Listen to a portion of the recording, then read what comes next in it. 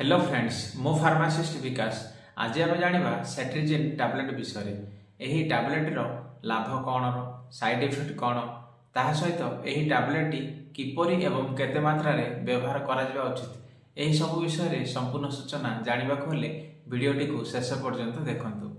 Cetirizine tablet हूँ एक aunty allergic medicine बा आंटी हिस्टामाइन औषध जहाँ शरीर में होता विभिन्न प्रकार एलर्जी को कमाइबा व्यवहार करा जायथाय। साधारणतः यही टैबलेट नाकरू पानी बाहरिबा छिंकिबा कुंडाई हेबा आखिरु पानी बाहरिबा एही भली समस्या को दूर करिया एहाकु व्यवहार करा जायथाय। ताहा सहित यही टैबलेट कीट पतंग कामुड़िया परे हेउथुबा चर्मर एलर्जी जेपरिकी चर्म रे कुंडाई हेबा चर्म रंग पड़िजिबा एहीपरि समस्या को मध्य दूर करिबारे सहाय्य करिथाय। एहा हाइव्स भली बा एट्रिकारिया भली चर्म रोग को मध्य दूर करिबारे सहाय्य करिथाय। नेक्स्ट जानिबा एही सेट्रिजिन टैबलेट किपरि व्यवहार करा जाबा उचित। साधारणतः एही टैबलेट संध्या रे खाली पेटरे दिन को थरे व्यवहार करा जायथाय। बेले बेले एही टैबलेट खाद्य परे रात्र मध्य व्यवहार करिया पई डाक्टर माने कहिथांती काहेकि ना एही टैबलेट व्यवहार करिया परे निद लागिबार संभावना अधिक थाए।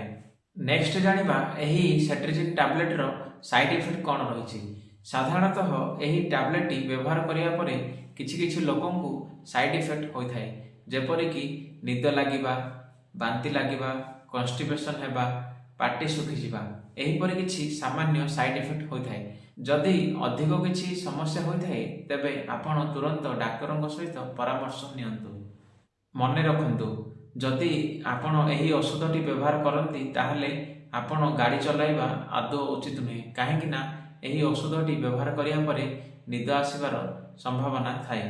जदि कौनसी व्यक्ति को किडनी रो समस्या बा गर्भवती महिला बा स्तन्यपान महिला एहाकु व्यवहार करती ताहले आपण डाक्टरଙ୍କ सहित परामर्श नहीं एही टैबलेट व्यवहार करिबा उचित। वीडियोटी भल लागिथिले लाइक शेयर एंड सब्सक्राइब करंतु। धन्यवाद।